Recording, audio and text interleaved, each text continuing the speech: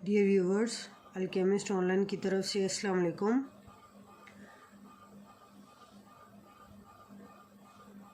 Ninth का आज हम जो टॉपिक लेकर आए हैं वो रिलेटेड है केमिकल कैलकुलेशन से। मोल का कॉन्सेप्ट यूज़ करते हुए हम केमिकल कैलकुलेशन स्टडी करेंगे। केमिकल कैलकुलेशंस क्या हैं कि किस तरह से हम number of moles find out करते हैं, किसी भी चीज़ के नंबर ऑफ़ मोल्स निकालते हैं, या दूसरी चीज़ के किसी भी चीज़ के अंदर मौजूद वो कोई भी शय हो उसके अंदर मौजूद पार्टिकल्स की तादाद भी मालूम की जाती है। ये केमिकल कैलकुलेशंस कहलाती हैं। इसमें कुछ फार्मूलाज यूज़ होते हैं। पहले उन फार्मूलाज को स्टडी कर लेते हैं। 3 तरह के फार्मूलाज जो केमिकल कैलकुलेशन में यूज़ होंगे, इस्तेमाल होंगे केमिकल कैलकुलेशंस के अंदर। सबसे जो पहला फार्मूला है वो मोल्स की तादाद मालूम करने के लिए इस्तेमाल किया जाता है कि कैलकुलेशन ऑफ मोल्स, यानी मोल्स की तादाद मालूम करने के लिए जो फार्मूला हम पीछे पढ़ चुके हैं पिछले लेक्चर्स में कि number of moles is equal to known mass of a substance divided by molar mass of a substance. Mole के कॉन्सेप्ट में जो लास्ट लेक्चर जो हमने मोल का पढ़ा था उसमें इस लेक्चर का लिंक में आपने वहाँ पर जाकर उसको देख लेना है मोल का कॉन्सेप्ट अंडरस्टैंड करने के लिए। तो नंबर ऑफ मोल्स का जो हमने उस कॉन्सेप्ट में फार्मूला पढ़ा था वो इस तरह से था कि known mass of a substance divided by molar mass of a substance, यानी किसी शय का जो मालूम मास होता है वो हम ऊपर लिखते हैं और नीचे उसका मोलर मास लिखते हैं जो उसके फार्मूले से आता है, और दोनों को उसी चीज़ के नंबर ऑफ मोल्स की तादाद हमारे पास आ जाती है। इन कैलकुलेशंस में जो दूसरा फार्मूला है वो है नंबर ऑफ़ पार्टिकल्स कैलकुलेट करने का। नंबर ऑफ़ पार्टिकल्स यानी कि किसी भी चीज़ के अंदर मौजूद पार्टिकल, अगर कोई चीज़ एटम से मिलकर बनी है तो उसके अंदर जो पार्टिकल्स होंगे वो एटम होंगे। अगर कोई चीज़ मॉलिक्यूल से मिलकर बनी है तो उसके पार्टिकल्स मॉलिक्यूल्स होंगे। इसी तरह से हर सब्सटेंस, हर शय जिन चीज़ों पर मुश्तमिल होती है उनको उसके पार्टिकल्स कहते हैं। तो पार्टिकल्स की तादाद भी फाइंड आउट हम कर सकते हैं, निकाल सकते हैं। पार्टिकल्स की तादाद जो है वो निकालने का फार्मूला इस तरह से है, पार्टिकल्स की तादाद बराबर होती है मोल्स की तादाद के, और उसको हम ज़रब देते हैं एवोगैड्रोस नंबर के। ये कॉन्सेप्ट, ये नज़रिया अगर रिकॉल करें तो हमने पढ़ा था कि किसी भी चीज़ के 1 मोल के अंदर जो पार्टिकल्स की तादाद होती है वो एवोगैड्रोस नंबर के बराबर होती है। अब एवोगैड्रोस नंबर क्या है? 6.02 मल्टीप्लाई 10⁻23। ये एवोगैड्रोस नंबर है, इसको एवोगैड्रोस नंबर बोलते हैं। तो जब हमने पार्टिकल्स तो हम जब भी किसी पार्टिकल्स की तादाद मालूम करना चाहेंगे तो क्या करेंगे कि उसी चीज़ के नंबर मोल्स को ज़रब दे दिया जाता है एवोगैड्रोस नंबर के बराबर, क्योंकि 1 मोल के अंदर इतने पार्टिकल तो मस्ट हैं, ज़रूर है कि किसी भी चीज़ के 1 मोल के अंदर 6.02 मल्टीप्लाई 10⁻23 पार्टिकल्स की तादाद तो होगी ही होगी। लेकिन अगर 1 से ज़्यादा मोल्स आ जाते हैं तो हम अब कर देंगे एवोगैड्रो नंबर से। इस तरह से हमारे पास नंबर ऑफ मोल कोई भी हो उसके लिए उस चीज़ के, उस सब्सटेंस के पार्टिकल्स की तादाद आ जाएगी। इसी का जो तीसरा फार्मूला है वो मैस कैलकुलेट करने के लिए होता है। मैस को अगर कैलकुलेट हम करना चाहें किसी भी चीज़ का तो नंबर ऑफ मोल्स का जो फार्मूला है इसी को रीअरेंज किया जाता है। कैसे कि मैस को उसी जगह पर रखते हैं, नंबर ऑफ मोल्स को मल्टीप्लाई कर देते हैं मोलर मैस से। किसी भी चीज़ के मोल्स की तादाद को जब आप ज़रब देते हैं उसी चीज़ के मोलर मैस से तो आप उस चीज़ का मैस जो है वो निकाल सकते हैं। वो चीज़ कोई भी हो सकती है, पानी भी हो सकता है, अमोनिया भी हो सकती है, कोयला भी हो सकता है। कोई भी चीज़ जो अंडर ऑब्जर्वेशन होती है उसका अगर हमने मैस निकालना है ना तो हम क्या करेंगे, उसके मोल्स पहले निकालेंगे। मोल्स निकालने के बाद उनकी तादाद जो होगी उसको ज़रब दे देंगे उस चीज़ के मोलर मैस से, जो हमें पता चलेगा फार्मूला से, जो हम पिछले लेक्चर में पढ़ चुके हैं हम किस तरह से फाइंड आउट करते हैं। इन दोनों को ज़रब करके हमारे पास उस शय का मैस आ जाएगा। अब इन्हीं फार्मूलाज को देखते हुए हम कुछ एग्जांपल्स पढ़ते हैं ताकि ये फार्मूले हमें हमेशा के लिए याद हो जाए। बस वो लोग जो अल्केमिस्ट ऑनलाइन की वीडियो पहली बार देख रहे हैं वो उसको सब्सक्राइब करना मत भूलें, और वीडियो देखने के साथ साथ लाइक भी किया करें, शेयर भी कर दिया करें, ताकि हमारे साथ और भी बहुत सारे लोगों का फ़ायदा हो सके। आप लोगों के जो कॉन्सेप्ट्स क्लियर हों, उनके साथ साथ बहुत से और लोगों को भी इस इल्म से फ़ायदा हो। मिसाल देखते हैं यहाँ पर कि आपके पास कोल है, कोयला जिसको बोलते हैं, जिसके अंदर कार्बन होती है।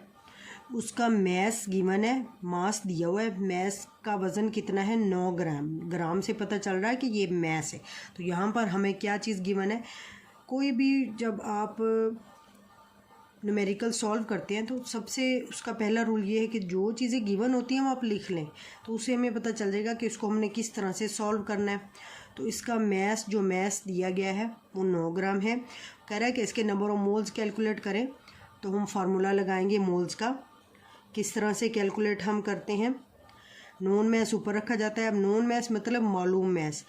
यहाँ पर जो हमें मालूम है कोयले का मैस वो 9 ग्राम है। 9 को ऊपर रखेंगे। जो कोयले में कार्बन होती है ना, कार्बन का एक्चुअल मैस जो मोलर मैस होता है वो 12 होता है। तो 9 को 12 पे मोल मालूम करने के लिए हम क्या करेंगे? मालूम मैस जो है वो ऊपर लिखेंगे, इसको डिवाइड कर देंगे मोलर मैस से, फार्मूले के मुताबिक जो हम पीछे पढ़ चुके। 9 को 12 पे आप तकसीम करेंगे तो 0.75 ये नंबर ऑफ मोल्स आ जाएंगे आपके पास। मोल्स की तादाद आ जाएगी। इस तरह से किसी भी चीज़ के दिए गए मैस से उसके मोल्स की तादाद निकाली जा सकती है, दिए गए मैस को तकसीम करके मोलर मैस से। आप उसको सिंपल डिवाइड करेंगे और आपके पास आंसर आ जाएगा। वो जो आंसर होगा वो आपके पास मोल्स की तादाद आएगी। अगला जो हमारे पास है, calculate the number of moles, number of molecules and number of atoms present in 6 gram of water. तो कह रहा है कि नंबर ऑफ मोल्स मालूम करें, नंबर ऑफ मॉलिक्यूल मालूम करें, नंबर ऑफ एटम मालूम करें, कितने, कहाँ, किस में? 6 ग्राम ऑफ पानी के अंदर। तो सबसे पहले हम लिख लेते हैं कि यहाँ पर हमें क्या चीज़ गिवन है कि पानी का मैस क्या है? 6 ग्राम। ये नॉन मैस है, यानी ये मालूम है मैस हमें। पानी का अगर हम बात करें मोलर मैस की, तो पानी का जो मोलर मैस होता है ना वो होता है 18 ग्राम। ग्राम्स में है ये मैस। ग्राम्स में जो मैस होता है उसको मोलर मैस कहते हैं। तो मोलर मैस हम निकालते हैं फार्मूले से इस तरह से कि दो हाइड्रोजन के एटम है, एक हाइड्रोजन का एक है, तो 2 होंगे, तो 2 का 2 टोटल जो वेट होगा, मैस होगा, वो 2 होगा। ऑक्सीजन का 16 है, तो 2 जमा 16 18 बनता है। तो इस तरह से पानी के फार्मूले से पानी का मोलर मैस हमने 18 फाइंड आउट किया है। अब सबसे पहले यहाँ पर पूछा क्या गया है? नंबर ऑफ मोल्स, यानी मोल्स की तादाद आप निकालें। तो आप क्या करेंगे? मोल्स की तादाद निकालने के लिए आप डिवाइड करेंगे दिए गए मैस को मोलर मैस से। 0.33 ये वो मोल्स होंगे जो पानी के 6 ग्राम के अंदर मौजूद होंगे। तो पहला यहाँ पर हल हो गया मसला कि नंबर ऑफ मोल्स की तादाद निकालें। दूसरी चीज़ जो उन्होंने पूछी हुई है, नंबर ऑफ मॉलिक्यूल्स निकालें। मॉलिक्यूल्स मतलब कि पानी के अंदर पार्टिकल्स की वो बात कर रहे हैं। पार्टिकल यहाँ पर कौन से हैं? मॉलिक्यूल्स। तो अगर आप मॉलिक्यूल्स की बात करें, आप पार्टिकल्स की जगह मॉलिक्यूल्स की तादाद लिख लें, जो हम पीछे पार्टिकल की तादाद का फार्मूला हम पढ़ चुके हैं। तो मॉलिक्यूल्स की तादाद की मैं बात करूं तो कैसे हम निकालते हैं? उस चीज़ के मोल्स को ज़रब दे देते हैं एवोगाड्रोस नंबर से। तो आपने इसको ज़रब दे लेना है 6.02 मल्टीप्लाई 10⁻23। इस तरह से आपके पास मॉलिक्यूल्स की तादाद आ जाएगी जो पानी के 6 ग्राम के अंदर मौजूद होंगे। इसका जो भी आंसर होगा वो कमेंट बॉक्स में आपने इसको सॉल्व करके बताना है। अब मॉलिक्यूल्स की तादाद निकाली हमने। अब वो कह रहा है तीसरी चीज़ कि number of atoms present in 6 gram of water, कि पानी के 6 ग्राम में एटम की तादाद कितनी है। अब अगर फार्मूले को देखें तो पानी के 1 ग्राम के अंदर देखें तो कितने एटम्स हैं, 2 एटम हाइड्रोजन के हैं, H2O यानी 2 एटम हाइड्रोजन के हैं, 1 ऑक्सीजन का, टोटल 3 है। तो यहाँ पर पानी के जो मॉलिक्यूल्स की तादाद आएगी ना, उसको आप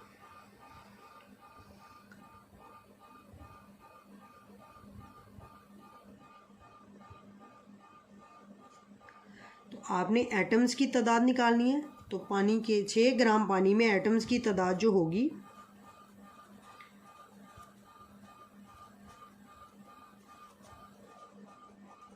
उसको इस तरह से निकालेंगे कि जो यहाँ पर आपके मॉलिक्यूल्स की तादाद आएगी, जो ऊपर वाले स्टेप में आप निकालेंगे मॉलिक्यूल्स की तादाद, इसको हम ज़रब कर देंगे 3 से, क्योंकि एक पानी के मॉलिक्यूल के अंदर 3 एटम है। तो जो भी यहाँ पर मॉलिक्यूल की तादाद आएगी हर में 3-3 एटम होंगे, तो इसको ज़रब कर देंगे तो आपके पास पानी 6 ग्राम पानी में मौजूद टोटल एटम्स की तादाद का जवाब आ जाएगा। तीसरी मिसाल देखते हैं। इसमें क्या है जी कि उन्होंने दिए हुए particles 3.01 multiply 10⁻23 molecules of carbon dioxide है प्रेजेंट इन ए कंटेनर। कह रहा है कि एक कंटेनर है, कोई बर्तन है, उस बर्तन के अंदर जो कार्बन डाइऑक्साइड के मॉलिक्यूल हैं उनकी तादाद ये है।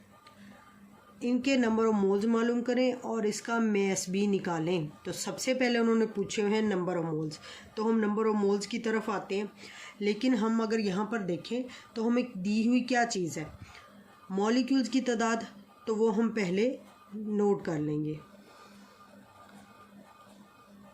मॉलिक्यूल्स की तादाद हमारे पास 3.01 मल्टीप्लाई 10⁻23। वही असूल कि जो चीज़ें पहले आपको दी गई हों, पता हों, मिसाल को देख के पता चल रहा हो कि ये लिखी हुई हैं तो दी हुई हैं, तो आपने उनको पहले लिख लेना है ताकि आपको फार्मूला हमें जहन में आ सके कि आपको कौन सा फार्मूला इस पे लगाना है। मॉलिक्यूल्स की तादाद दी गई और पूछा क्या है उन्होंने, नंबर ऑफ मोल्स। अब इसमें हम वो फार्मूला लगाएंगे जिसमें मॉलिक्यूल की तादाद भी आ रही हो और मोल्स भी आ रहे हो, जो हम पीछे पढ़ा है हमने कि नंबर ऑफ पार्टिकल। अब यहाँ पर पार्टिकल्स क्या हैं, मॉलिक्यूल्स हैं। पार्टिकल्स की तादाद जो है इसका फार्मूला जैसे कि पीछे हम पढ़ चुके हैं, बराबर होता है मोल्स की तादाद ज़रब एवोगाड्रोज नंबर के। अब यहाँ पर हमने निकालने हैं चूँकि मोल्स, तो इसलिए मोल्स को हम एक साइड पे ले जाएंगे, मोल्स को इधर ही रहने देते हैं और एवोगाड्रोज नंबर को दूसरी तरफ ले जाएंगे। ये इधर डिवाइड हो रहा है, दूसरी तरफ जाकर ये इधर मल्टीप्लाई हो रहा है, दूसरी तरफ जाकर डिवाइड हो जाएगा, तकसीम होगा, तो नंबर ऑफ़ पार्टिकल्स ऊपर आ जाएंगे, बटे में ये एवोगाड्रोज नंबर आ जाएगा। तो इस तरह से इसको हल करने के बाद आपके पास मोल की तादाद आ जाएगी। ये मोल्स की तादाद है इतने मॉलिक्यूल्स कार्बन डाइऑक्साइड के अंदर। अगले स्टेप पे चलते हैं। अगला क्या है, इसका मैस मालूम करें। अब हमारे पास मोल्स आ गए हैं, मोल्स, और हमने मालूम क्या करना है, मैस। और मोल और मैस का जो ताल्लुक़ है वो हमने पीछे फार्मूले में पढ़ा था कि मोल बराबर होते हैं नॉन मैस बटा मोलर मैस, यानी कि मालूम किसी भी चीज़ का मैस होता है, उसको तकसीम करते हैं उसके मोलर मैस से, तो मोल्स की तादाद आ जाती है। तो यहाँ पर अब चूँकि मैस नॉन नहीं है, मैस उन्होंने पूछा हुआ है, तो इसीलिए हम यहाँ पर नॉन का लफ्ज़ नहीं लिखेंगे, मैस को इधर ही रहने देते हैं और जो मोल्स ज़रब मोलर मैस, इस तरह से इस फार्मूले की तरतीब बदल लेते हैं। मोल्स जो आए हैं ऊपर इनको ज़रब दे दें मोलर मैस से। कार्बन डाइऑक्साइड का मोलर मैस 44 है, इस तरह से कि कार्बन का मोलर मैस 12 है, एक ऑक्सीजन का 16 है, 2 ऑक्सीजन का 32 हो जाएगा, तो 32 + 12 44, ये मोलर मैस है जो हमें फार्मूले से पता चला है कार्बन डाइऑक्साइड का। इन दोनों को ज़रब करेंगे तो आपकी तादाद आ जाएगी। डी व्यूअर्स, आज हमने सीखा कि किस तरह से हमारे पास अगर किसी चीज़ का दिया गया मैस है तो उसके मोलर मैस से तकसीम करके नंबर ऑफ़ मोल्स निकाल सकते हैं। दूसरी चीज़ जो हमने सीखी कि अगर हमारे पास कोई भी चीज़ के मोल्स हैं तो आप मोल्स को ज़रब करें एवोगाड्रोज नंबर से, तो आपके पास पार्टिकल्स की तादाद आ जाएगी। तीसरी चीज़ जो हमने सीखी कि अगर आपके पास मैस किसी चीज़ का मालूम नहीं है तो उसको मालूम करने के लिए भी हम मोल और मास के रिलेशनशिप को जहन में रखते हुए, उस फार्मूले को जहन में रखते हुए हम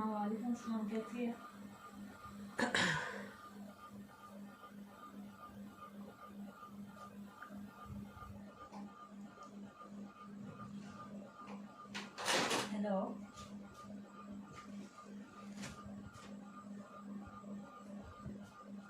हाँ कैसी है?